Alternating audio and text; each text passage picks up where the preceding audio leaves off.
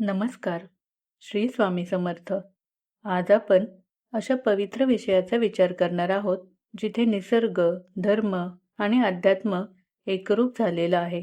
म्हणजेच औदुंबर, वड आणि पिंपळ हे केवळ वृक्ष नसून आपल्या संस्कृतीत आणि परंपरेत साक्षात देवांचे अधिष्ठान मानले गेले आहेत. या वृक्षांशी जोडली गेलेली श्रद्धा, पौराणिक कथा, आयुर्वेदिक गुणधर्म आणि दैवी संकेत आजच्या धावपळीच्या जीवनात हळूहळू विस्मरणात जात आहेत. म्हणून हा विषय शांतपणे, श्रद्धेने आणि शेवटपर्यंत ऐकावा, कारण यात दडलेला आहे आपल्या संस्कृतीचा अमूल्य ठेवा. तर सर्वप्रथम आपण औदुंबर या वृक्षाबद्दल माहिती जाणून घेऊया. औदुंबर म्हणजेच उंबराचे झाड. उंबराच्या झाडाला पार बांधला तर त्या झाडाला औदुंबर म्हणतात.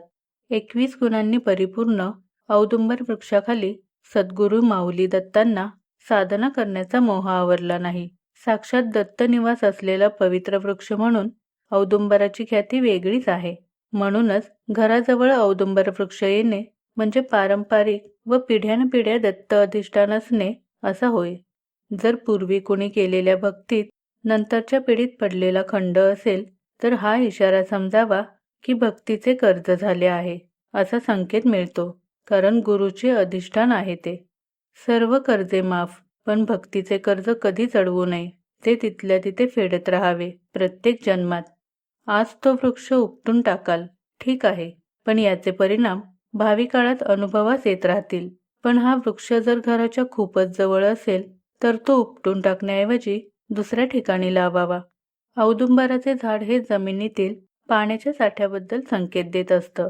या झाडाच्या सुकलेल्या काड्या होम हवनात समिधा म्हणून अर्पण करतात. या झाडाचे फूल कधीच दिसत नाही. विंचू चावल्यावर औदुंबर वृक्षाची पाने वाटून लावल्यास वेदना कमी होतात असे आयुर्वेदात सांगितले आहे. गालगुंडावर या झाडाच्या चिकाचा लेप लावला जातो. या झाडाच्या पानांवरील फोडांचा उपयोग वांतीवर केला जातो. त्याची फळे व सालीचा रस अंगाला चोळून आंघोळ केल्यास कुष्ठरोग बरा होतो. उंबराची फळे खाण्यासाठी वापरतात. या झाडाची पाने शेळ्या, बकरी अगदी आवडीने खातात. या झाडाची फळे पक्षी देखील खातात. गोवर, उचकी, अतिसार, उन्हाळी, मधुमेह इत्यादी रोगांवर उंबराची फळे, फुले व पानांचा उपयोग केला जातो. विषावर उतारा म्हणूनही झाडाच्या चिकाचा उपयोग करतात. औदुंबर वृक्षाचा पाला, फळे, साली हे गायीला खायला घातल्याने गाय सदृढ होते असे देखील सांगितले जाते. या झाडाच्या सावलीत बसून पवित्र ग्रंथ किंवा पोथी वाचन केल्याने सिद्ध फळ मिळते. उंबराच्या झाडावर एक दैवी फूल असते जे मुख्यतः कोणालाही दिसत नाही. ज्याला ते फूल दिसते त्याच्या भक्तीला दत्त माऊलींनी प्रतिसाद दिला आहे असे समजावे.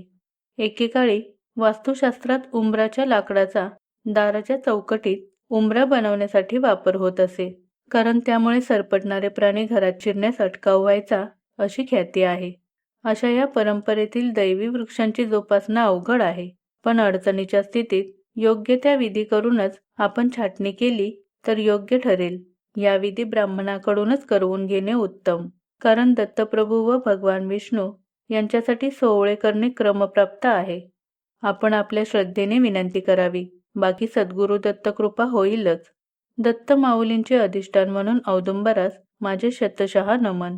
जसे त्रिमूर्ती एकरूपच आहेत तसेच वृक्षांच्या त्रिमूर्तीत एक साम्य आहे, म्हणजे वड, पिंपळ आणि उंबर या फळांची रचना म्हणजे फळामध्ये फूल अशी आहे. ही वृक्ष वर्षानुवर्ष अबाधित आहेत. आपण यांचे महत्त्व जाणले तर अबाधित राहतीलही.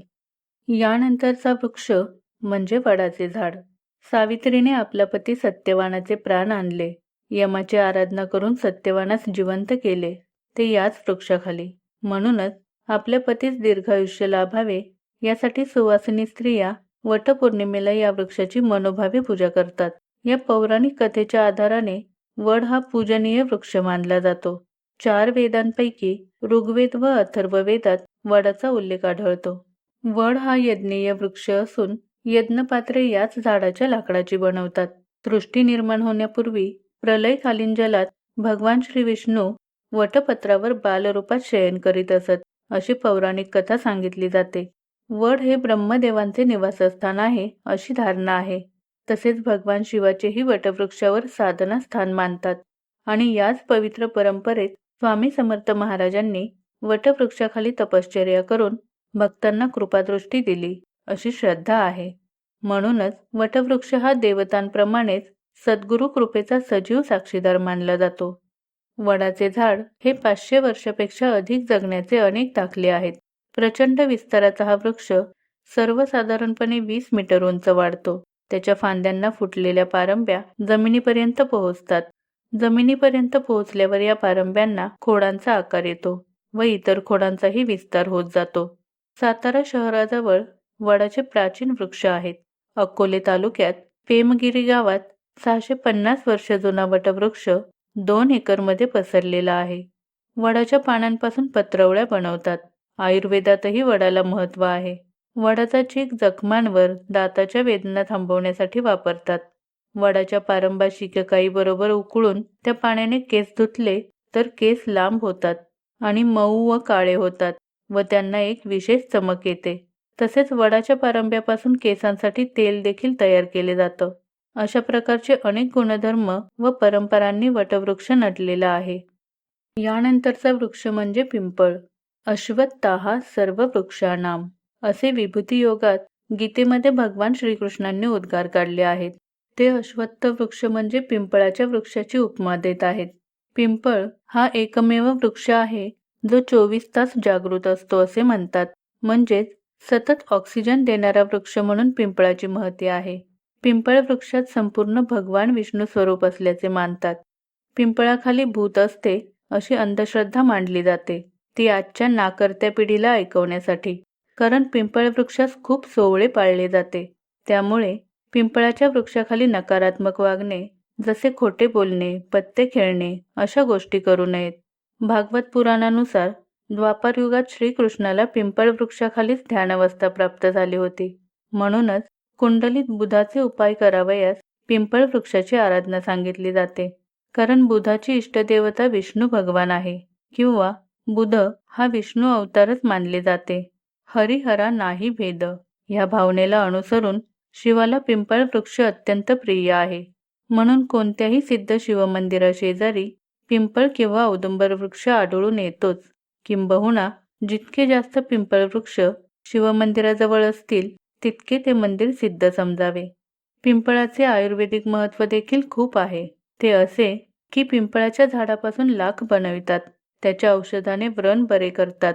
उदरशूल व पोटाचे अन्य विकार असतील तर यावर पिंपळाच्या फळांचा वापर करतात. याच्या सालींचा काढा पौष्टिक व शक्तिवर्धक असतो. पिंपळाच्या सालीपासून लाल रंग तयार होतो. हडप्पा आणि मोहेंजोदाडोच्या उत्खननात सापडलेल्या नाण्यांवर पिंपळाच्या पानाच्या आकृत्या आहेत. अशा अनेक गुणांनी व धर्मपरंपरेने पिंपळाला महत्त्व आहे. काही साधारण उपायात पिंपळ किती महत्त्वाचा ठरतो ते आता ऐका. पिंपळ वृक्षाखाली शिवलिंग किंवा शंकराची प्रतिमा स्थापन करून दररोज जलाभिषेक करा.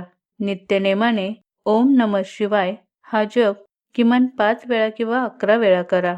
तुमच्या ज्या धनाबाबत समस्या असतील त्या यामुळे दूर होतील. हनुमानाची कृपा व्हावी असे वाटत असेल तर पिंपळ वृक्षाखाली बसून हनुमानाची पूजा करावी. त्यामुळे रामभक्त हनुमान प्रसन्न होतात अशी श्रद्धा आहे. शनीच्या अनिष्ट दृष्टीपासून वाचण्यासाठी पिंपळ वृक्षाची पूजा करणे उपयोगाचे ठरते. जर नियमित पिंपळ वृक्षाला जलाभिषेक केला तर शनी दोषापासून दूर राहता येतं. शनिवारी संध्याकाळी पिंपळ वृक्षाखाली खापराचा एक दिवा लावावा. मंडळी, औदुंबर, वड आणि पिंपळ या तीनही वृक्षांमध्ये देवांचे पवित्र अधिष्ठान मानलं जातं. ज्या वृक्षांनी युगानुयुगे साधकांना साधनेस प्रेरणा दिली, भक्तांना श्रद्धेचा आधार दिला, ते जपणं हेच खरं पूजन आहे. दत्त माऊलींच्या कृपेने आपल्या जीवनात धर्मभाव, मनात शांती आणि आचरणात सदाचार नित्य राहो, हीच माऊलींच्या चरणी प्रार्थना.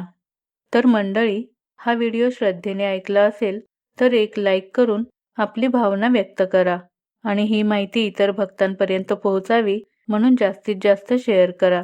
आणि अशाच धर्म परंपरेशी जोडलेल्या व्हिडिओसाठी आपल्या अविरत प्रवाह या चॅनेलला सबस्क्राईब करून बेल आयकॉनवर क्लिक करायला विसरू नका.